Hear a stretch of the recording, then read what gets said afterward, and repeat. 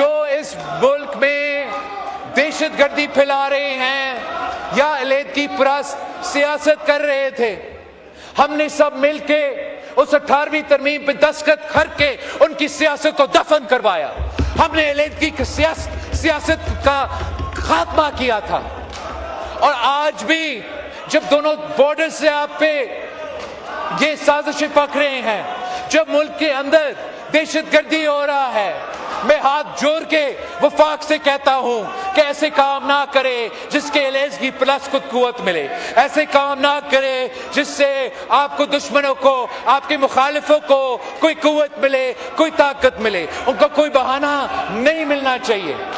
وہ کہتے ہیں کہ وہ چاہتے ہیں ایک الگ ملک، وہ بلوچستان سے الگ ملک بنائیں گے، وہ سندھ سے الگ ملک بنائیں گے. ان کو یہ بہانے کیوں دے؟ ہم نے یہ ثابت کر دیا کہ سندھ کے فیصلے کراچی میں ہوتے ہیں، بلوچستان کے فیصلے کوئٹہ میں ہوتے ہیں. اور یہی وجہ ہے کہ ان کی سیاست دفن ہے، اور ان کی 100 جنریشنز بھی نہ بلوچستان کو الگ کر سکتے ہیں، نہ سندھ کو، نہ پختونخوا کو. ان کا یہ خواب بھی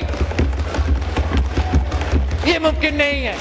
لیکن اگر ہم سے کوئی ایسا غلطی ہوا جس سے یہ الزام لگ سکے گا، اگر ہم سے کوئی غلطی ہوا اور وہ یہ الزام لگا سکے کہ بلوچستان کے فیصلے کوئٹہ میں نہیں اسلام آباد میں ہو رہے ہیں، یا کسی اور کے فیصلے ان صوبائی کیپٹلز میں نہیں مگر اسلام آباد میں ہو رہے ہیں، ان کی مرضی کے بغیر ہو رہے ہیں، تو اس غلطی کی وجہ سے ان قوتوں کو، ملک دشمن قوتوں کو، علیحدگی پرست قوتوں کو قوت ملے گا، جمہوری قوتوں کو، ہم جیسے وفاق پرست سیاستدانوں کو اس کا نقصان ہوگا. اور یہی وجہ ہے کہ پاکستان پیپلز پارٹی ڈیولوشن کو ریورس کرنے کے لیے تیار نہیں ہے، اور NFC ایوارڈ کے تحفظ کو ختم کرنے کے لیے تیار نہیں ہے.